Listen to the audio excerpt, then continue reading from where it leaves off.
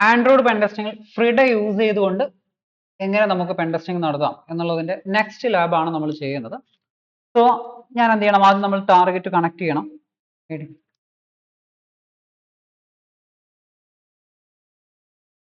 Then ഞാൻ എന്ത് ചെയ്യുന്നു, മൂന്നാമതൊരു അപ്ലിക്കേഷൻ ഇൻസ്റ്റാൾ ചെയ്യുന്നു.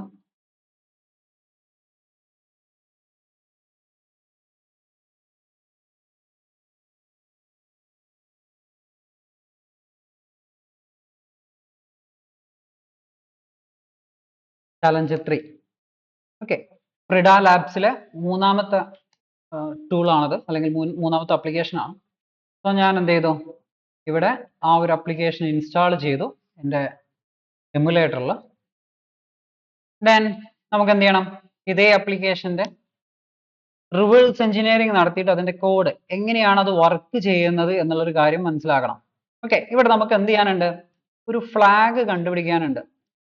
പക്ഷെ ആ ഫ്ലാഗ് ചെയ്യാൻ പറ്റുന്നില്ല, നമുക്ക് ആക്സസ് ചെയ്യാൻ പറ്റുന്നില്ല. ജസ്റ്റ് ആ ബട്ടണിൽ ക്ലിക്ക് ചെയ്തിട്ട് നമുക്ക് ആ ഒരു ഫ്ലാഗ് ആക്സസ് ചെയ്യാൻ പറ്റുന്നില്ല. സോ നമുക്ക് എന്ത് ചെയ്യാം, ഇതിന്റെ റിവേഴ്സ് എഞ്ചിനീയറിംഗ് കോഡ് ജാഡക്സ് യൂസ് ചെയ്തിട്ട് ഒന്ന് ഇവാലുവേറ്റ് ചെയ്ത് നോക്കാം.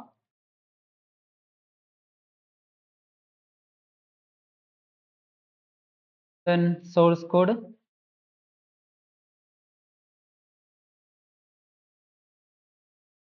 ഓക്കെ, ഇതാണ് ഇവിടുത്തെ main activity, the first running page അല്ലെങ്കിൽ ഫസ്റ്റ് ആക്ടിവിറ്റി എന്ന് പറയുന്നത്.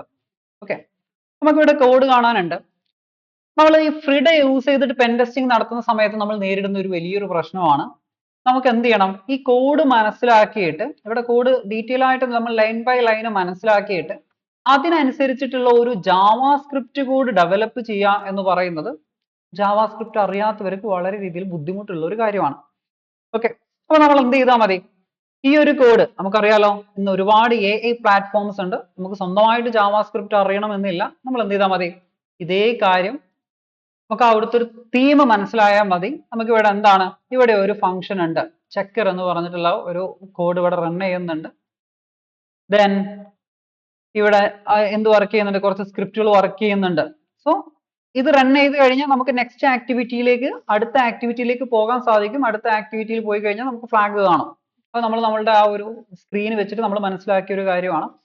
നമ്മളുടെ പ്രശ്നം എന്താണ്, ഇതിന് കറസ്പോണ്ടിങ് ആയിട്ടുള്ള ഒരു ജാവാസ്ക്രിപ്റ്റ് നമുക്ക് കിട്ടുന്നില്ല എന്നുള്ളതാണ്. അപ്പോൾ നമ്മൾ എന്ത് ചെയ്താൽ മതി, ഇവിടുത്തെ ഈ പ്രധാനപ്പെട്ട കോഡ് മെയിൻ ആക്ടിവിറ്റിയിൽ നിന്നാണ് നമുക്ക് എന്ത് വർക്ക് ചെയ്യേണ്ടത്, നമുക്ക് നെക്സ്റ്റ് ലെവലിലേക്ക് പോകേണ്ടത്. ആ ഫസ്റ്റ് പേജിൽ നിന്നാണ് പോകേണ്ടത്. അത് നമുക്ക് മനസ്സിലായതാണ്. ഇവിടെ ഈ ജസ്റ്റ് അതാണ് ഫസ്റ്റ് ആക്ടിവിറ്റി ആണ്. ഇവിടുന്ന് ക്ലിക്ക് ചെയ്യുമ്പോഴാണ് നമുക്ക് നെക്സ്റ്റ് ലെവലിലോട്ട് പോകേണ്ടത്. ഓക്കെ, അപ്പൊ നമ്മൾ എന്ത് ചെയ്യാം, ഈ ഒരു കോഡും അതേപോലെ ഈ ചെക്കർ എന്ന് പറയുന്ന ഈ ഒരു കോഡും നമ്മൾ എന്ത് ചെയ്യുന്നു, ജസ്റ്റ് ChatGPT-യിലേക്ക് ഇടുന്നു, അല്ലെങ്കിൽ ഏതെങ്കിലും ഒരു AI പ്ലാറ്റ്ഫോംസിലേക്ക് ഇടുന്നു. എന്നിട്ട് അവരോട് നമ്മളൊരു ഫ്രിഡ കോഡ് അല്ലെങ്കിൽ ഒരു ഫ്രിഡയിൽ വർക്ക് ചെയ്യുന്ന ഒരു ജാവാസ്ക്രിപ്റ്റ് കോഡ് ഡെവലപ്പ് ചെയ്യാൻ പറയുന്നു. ഓക്കെ, ഇത് ഒരു തവണ നമ്മൾ എന്ത് ചെയ്യുന്നു, ChatGPT-യെ കൊണ്ട് ചെയ്യിപ്പിച്ചതിന് ശേഷം, അല്ലെങ്കിൽ GenAI ഏതെങ്കിലും ഒരു പ്ലാറ്റ്ഫോമിനോട് നമ്മൾ ചോദിച്ച് അതിന്റെ സ്ക്രിപ്റ്റ് കിട്ടിയതിന് ശേഷം ദെൻ പിന്നെ നിങ്ങൾ എന്ത് ചെയ്താൽ മതി, ആ സ്ക്രിപ്റ്റിന്റെ ഒരു പ്രോംപ്റ്റ് കീപ്പ് ചെയ്താൽ മതി. ഓക്കെ, നമ്മൾ ഏതെങ്കിലും ഒരു GenAI പ്ലാറ്റ്ഫോംസിനോട് നമ്മൾ എന്ത് ചെയ്യുന്നു, ഈ ഒരു കാര്യം നമ്മൾ എക്സ്പ്ലെയിൻ ചെയ്യുന്നു, എനിക്ക് ഇതാണ് റിക്വയർമെന്റ്സ് എന്നും പറഞ്ഞിട്ട് നമ്മൾ എന്ത് ചെയ്യുന്നു, ഇത് കൊടുക്കുക.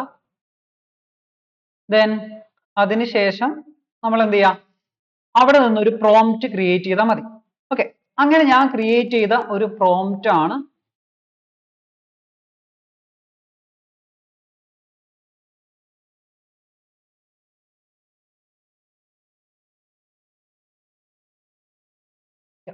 ഞാൻ അങ്ങനെ ക്രിയേറ്റ് ചെയ്ത ഒരു പ്രോംപ്റ്റ് ആണ് ഇത്.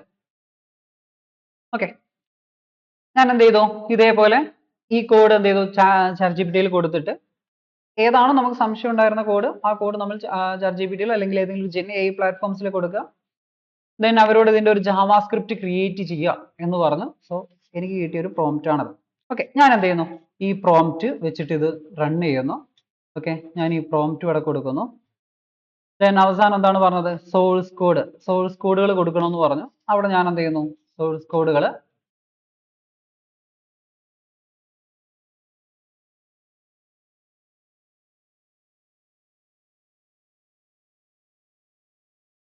ഏതൊക്കെയുണ്ട്? മെയിൻ ആക്ടിവിറ്റി ഞാൻ ഫുള്ളി കോപ്പി ചെയ്തു.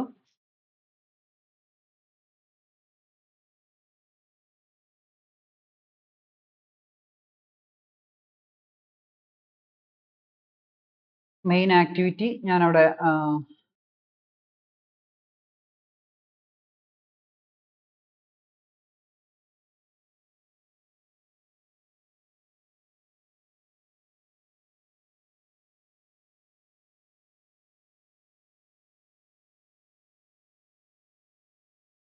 ദെൻ മെയിൻ ആക്ടിവിറ്റി കോഡ് ഞാൻ കൊടുത്തു.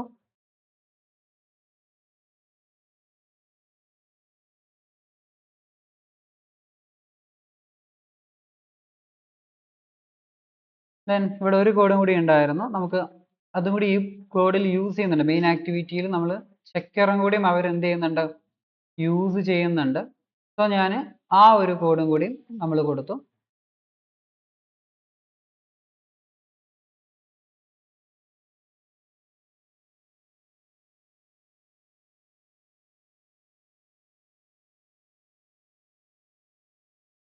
ചെക്കർ എന്നായിരുന്നില്ലേ? ചെക്കർ. ഓക്കെ. ദെൻ ഞാൻ എന്ത് ചെയ്തു? ഇത് സബ്മിറ്റ് ചെയ്യുന്നു. സോ ആ പ്രോംപ്റ്റ് അനുസരിച്ചുകൊണ്ട് എനിക്ക് എന്ത് കിട്ടും? അതിനനുസരിച്ചിട്ടുള്ള അവിടെ റൺ ചെയ്യാൻ സാധിക്കുന്ന ഒരു ജാവാ സ്ക്രിപ്റ്റ്, അല്ലെങ്കിൽ ഇവിടെ ഫ്ലാഗ് കിട്ടാൻ എക്സ്പ്ലോയിറ്റ് ചെയ്യാൻ പറ്റുന്ന ഒരു ജാവാ സ്ക്രിപ്റ്റ് കിട്ടും. ഓക്കെ, ഞാൻ എന്ത് ചെയ്യുന്നു? അത് കോപ്പി ചെയ്യുന്നു. ഞാൻ അതിൻ്റെ ടാർഗറ്റിലേക്ക് CD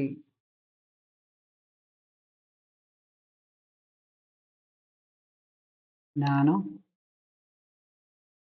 lab3.js. ഞാനത് അവിടെ സേവ് ചെയ്ത് വെക്കുന്നു. ദെൻ അതെങ്ങനെ എക്സ്പ്ലോയിറ്റ് ചെയ്യണം അതും ഇവിടെ കൊടുത്തിട്ടുണ്ട്. അതെങ്ങനെ എക്സ്പ്ലോയിറ്റ് ചെയ്യണം എന്നുള്ളത് അവർ തന്നെ നമ്മുടെ സ്ക്രിപ്റ്റിൽ നിന്ന് പ്രൊജക്റ്റിന്റെ പേരും ഇതൊക്കെ എടുത്തിട്ടുണ്ട്. ഓക്കെ, ഞാൻ പേര് വേറെയാണ് കൊടുത്തത്, അത് മാത്രം ഇനി എന്ത് ചെയ്താൽ മതി? ചേഞ്ച് ചെയ്താൽ മതി. ഞാൻ എന്താണ് കൊടുത്തത്? lab3 എന്നാണ് കൊടുത്തത്. Okay, lab3.js. ഓക്കെ, ഞാൻ അത് റൺ ചെയ്യുന്നു.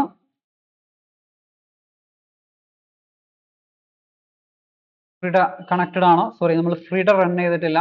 ADB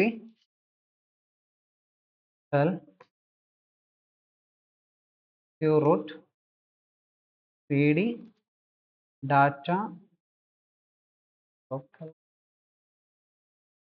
thumb. ഓക്കെ, ഫ്രീഡ സെർവർ നമ്മളിവിടെ റണ്ണ് കൊടുത്തിട്ടില്ല.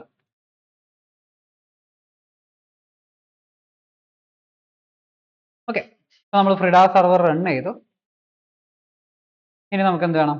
ഈ ഒരു കോഡ് കൊടുക്കണം. ഞാനത് കോപ്പി ചെയ്യുന്നു.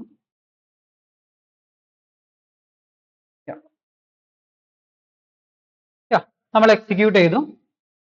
എന്തായി? നമ്മൾ കൊടുത്ത സ്ക്രിപ്റ്റ് അവിടെ സക്സസ് ആയി. നമുക്ക് എന്ത് ചെയ്യാം? നമ്മളുടെ എമുലേറ്റർ ഒന്ന് ഓപ്പൺ ആക്കി നോക്കാം. ഓക്കെ, നമ്മളിവിടെ എമുലേറ്റർ ഓപ്പൺ ആക്കി വെച്ചിട്ടുണ്ട്. ഇനി നമ്മൾ എന്ത് ചെയ്യുന്നു? ഇവിടെ ക്ലിക്ക് മീ ഒന്ന് ക്ലിക്ക് ചെയ്യുന്നു. യെസ്, നമുക്ക് എന്ത് ചെയ്യാൻ പറ്റുന്നുണ്ട്? നമ്മളുടെ ഫ്ലാഗ് സിമ്പിൾ ആയിട്ട് നമ്മൾ കിട്ടി. ഓക്കെ, ഇവിടെ നമ്മൾ നേരിട്ട പ്രശ്നം എന്തായിരുന്നു? ഈ ജാവാ സ്ക്രിപ്റ്റ് ക്രിയേറ്റ് ചെയ്യുക എന്ന് പറയുന്നതാണ്.